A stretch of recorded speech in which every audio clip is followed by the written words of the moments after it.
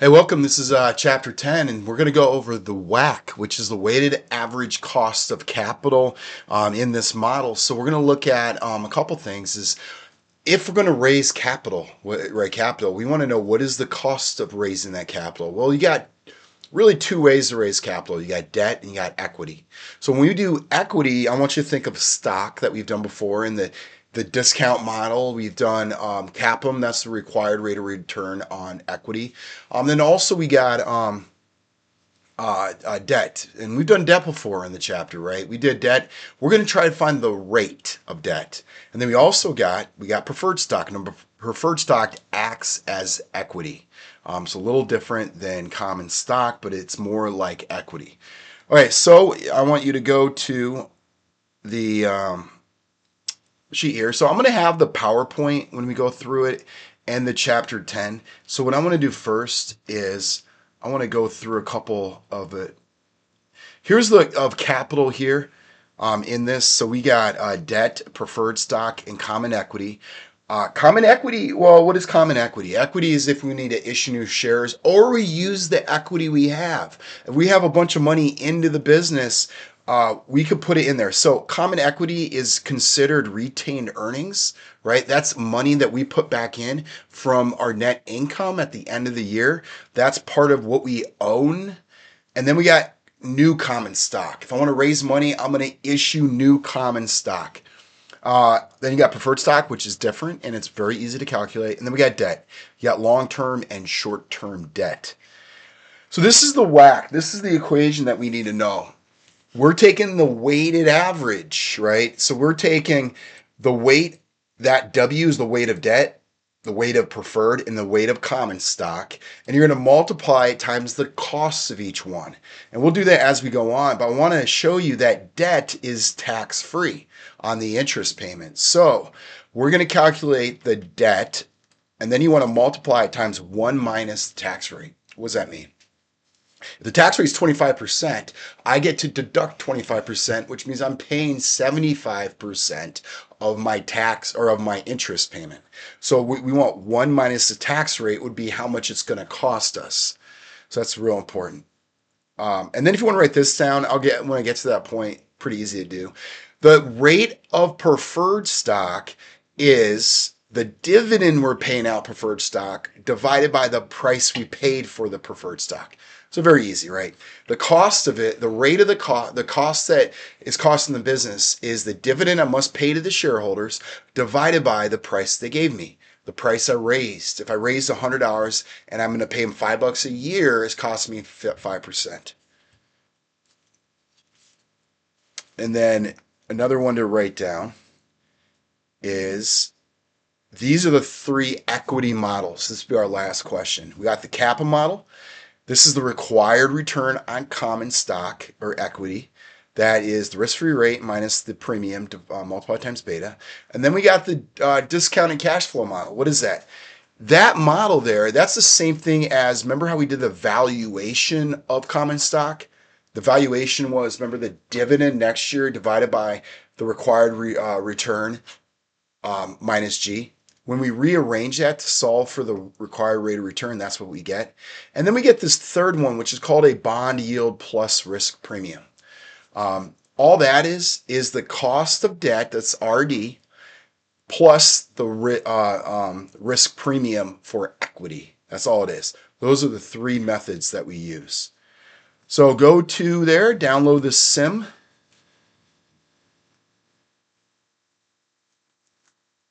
All right, so we're looking at all we're doing, and you've done it before. I'm going to go pretty quick because we've done this before. Go back, review it if you don't know it.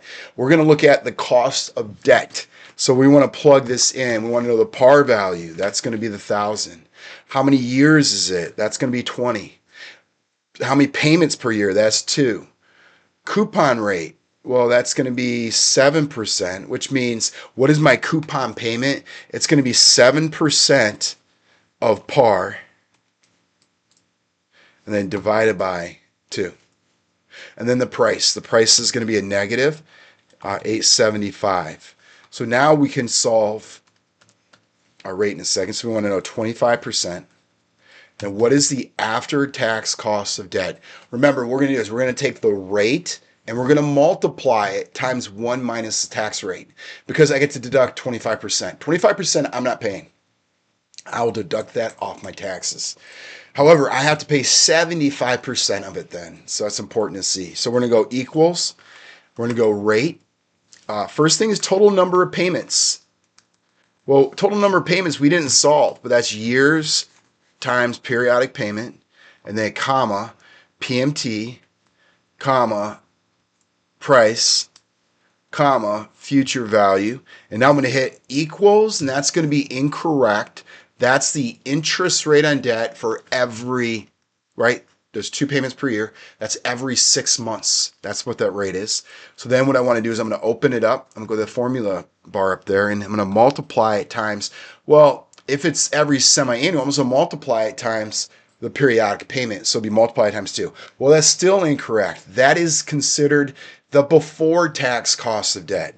So we have the before tax cost of debt, and what I want to do is multiply this times 1 minus the tax rate, which means I'm paying 75% of that tax rate. So that is correct, 6.22. Okay, so this is perpetual preferred stock, sells for $137.50. It pays a $9 annual dividend. That was a flotation cost. I show the equation, I believe.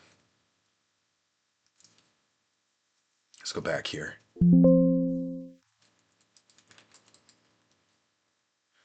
Oh, I don't have the flotation cost equation. I think I deleted a bunch. Oh, perfect, right here. So this is a return of equity, but this is the same example. When we're talking about the return of preferred stock, it's the dividend divided by the price. And if there's a flotation cost, that's the cost of issuing. Let's see if I can find the actual preferred stock. That's the cost of issuing new. I deleted all these to the PowerPoints I wanted, but I might have deleted too much. Maybe it's not in there. So if we have flotation costs, that's the cost of issuing new preferred stock or new stock or a common stock. It's because it costs money. We have to pay lawyers. We got to pay certain things to put it out there to raise money. We have to try to get people's attention. So all it is the price on the bottom, multiply it times 1 minus flotation costs. In other words, I'm deducting that flotation cost from the price. Because if the price is $100, right, and the flotation costs 10%, I'm doing 1 minus 10%.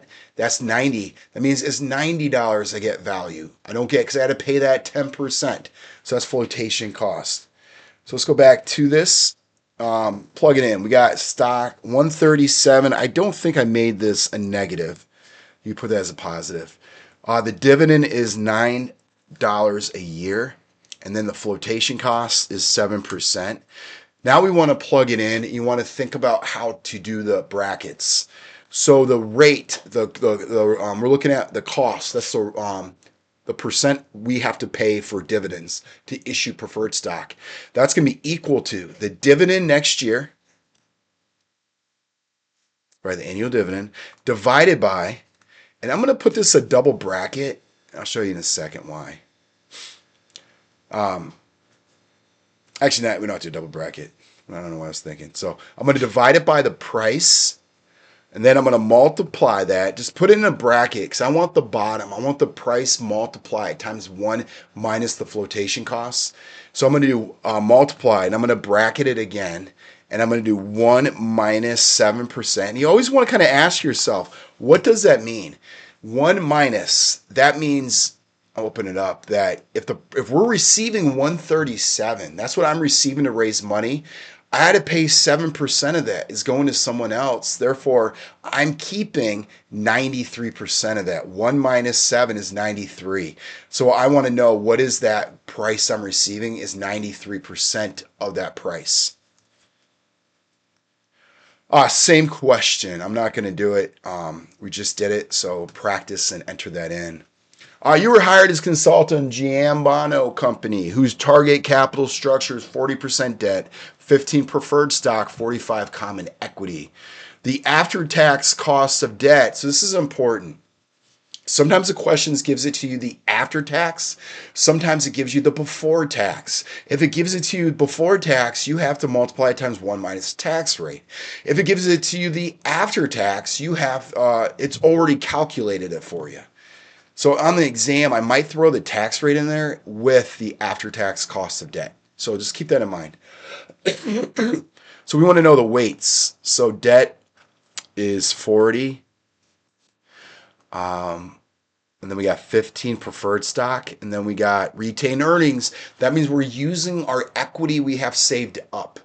It's a cost of equity. We're doing the same. It's the same concept.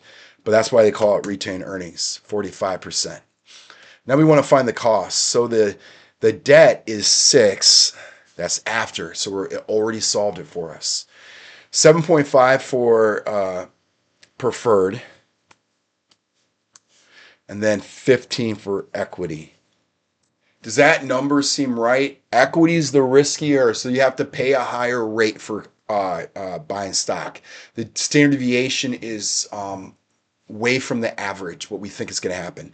Debt is not risky. They will pay that no matter what. And then preferred's a little more risky than debt, but not as much as equity. So that seems correct.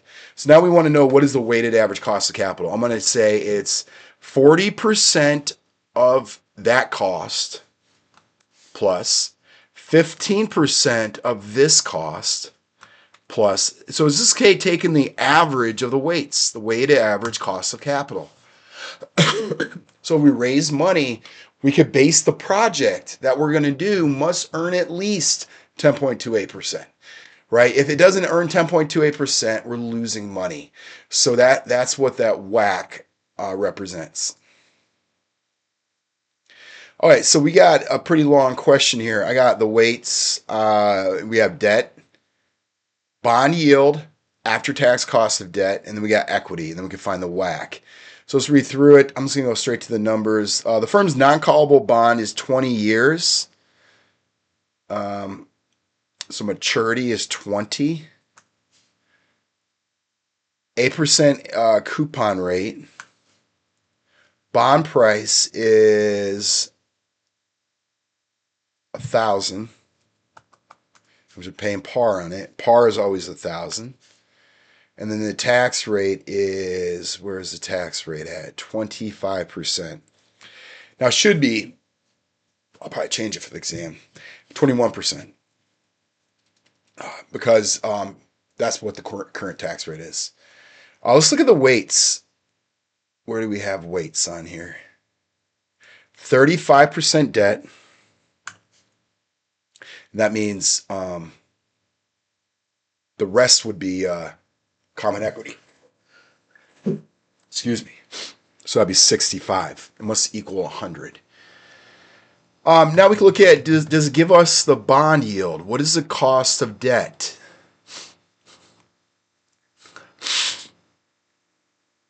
Um, 8% annual coupon, par value 1,000. Where am I seeing debt? So we have to calculate it, right? They gave us all the variables. So I'm going to go equals. We're going to go rate. So this is going to be the before tax cost of debt because it's asking for the after tax next. So let's go to rate, MPER. Do we have that? No. So we have to look at a couple things. I think this is annual coupon, one time a year. That's important. Annual coupon. So it'd be 20 payments. Where's PMT? PMT is going to be the 8% times par. Right, so I'm doing a little different. I'm not having those to calculate beforehand. Present value, that's going to be the $1,000. Make sure you put a negative, and then the future value is the par. And then we close it. Remember, that is going to be correct because we don't have to multiply it times 2 because it's annual payments. And then we want to know what is the after-tax cost of debt. I'm going to multiply it times 1 minus the tax rate, right? So we have to pay 8%. I get to save 25% of that. So it's really costing me only 6. And then we'll look at equity. Remember what this is? This is the CAPM model. This is CAPM. So we want to know what the risk-free rate is. That's going to be 4.5%. The beta is 1.2. I might change your numbers. Market risk premium is 5.5. And then costs of equity. So we're going to do the capital model. That's going to be the risk-free rate plus the beta times the market risk premium right above it. So equity is going to cost us 11.10. And now what we can do is calculate the weighted average cost of capital. I'm going to go here. I'm going to take 35% of my company's debt. So I'm going to multiply 35% times the after-tax cost of debt plus 65% of my business would cost me 11.1. So that would be our WACC 9%. I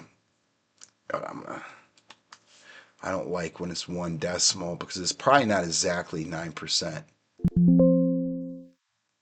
So 9.32. I'll make sure I save it like that. Let's look at this one. Bradshaw Manufacturing Corp. plans to pay a year-end dividend of $2.13. So right away, if you see a dividend, it's the cash flow model. We're looking at the discounted cash flow model.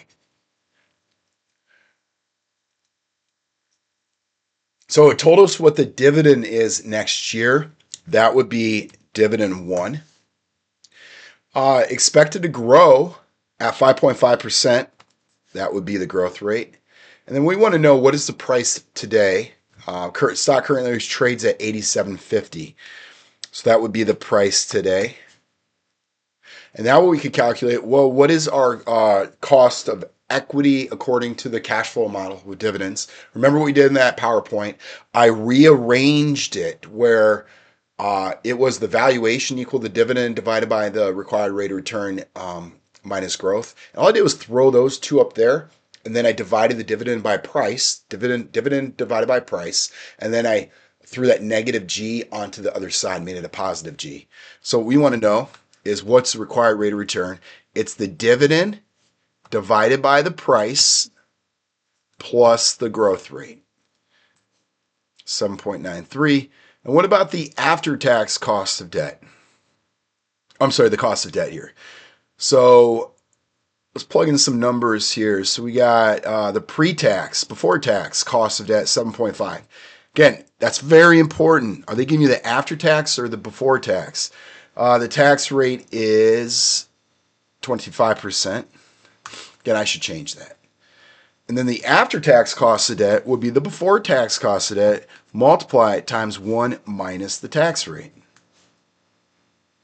All right, now we want to know our capital structure, which we have is 45% debt and 55% equity. Now we can find our average cost. So 45% times the cost of debt plus 55% times the cost of equity, 6.9. All right, we got 3 different equity methods. I forgot what we're trying to do here. We're trying to, you are asked to estimate the cost of equity. I'm looking at the bottom 2 lines.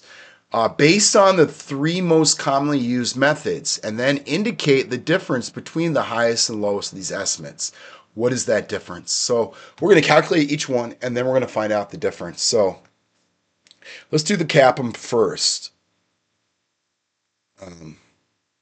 That is going to be the 2.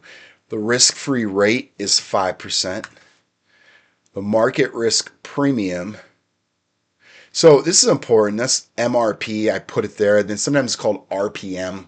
That's risk premium of the market, or the market risk premium. Same thing. And then the beta is 2.2. So the cost of equity would be the CAPM model. So it's the risk-free rate.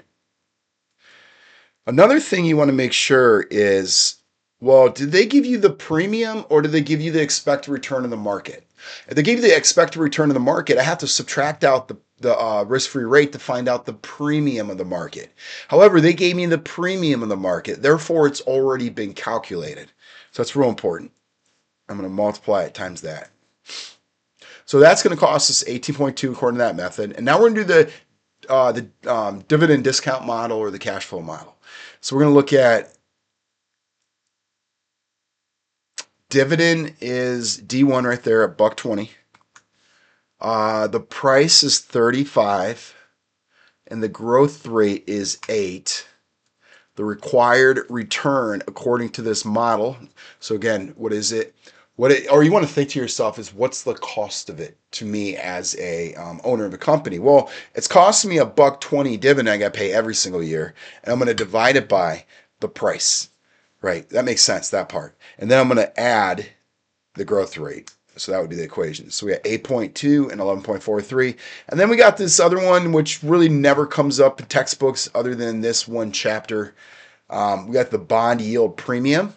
Very simple here. It's the first one. The return on the firm's bonds is 7%. So that's the bond yield. And then the risk premium.